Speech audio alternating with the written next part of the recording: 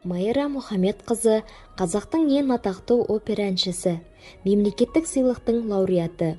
Париждегі Гранд операда Қазақстанның атынан өнер көрсеткен тұңғыш опера әншісі. Еуропада Майра Керей есімімен танымал. Әншінің әлемдік классикалық операсынан бөлек оперетта, мюзикл, камералық вокалды шығармалардан, халық әндерінен тұратын концерттік репертуары бай да байсалды.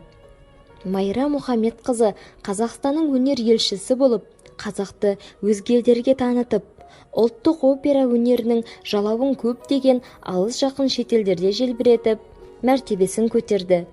Егемен еліміздің мақтанышы қазақ халқының жұлдызды әншісіне айналды. Қазақстан Республикасының еңбек сіңірген әртісі, құрмет, отан орденінің иегері, қазақтың тума таланты Майра Мұхамедқызы өнер мен басшылық тізгінді қатар алып келеді. Қазіргі таңда Шымкент қалалық опера және балет театрының басшысы қызметін атқаруда.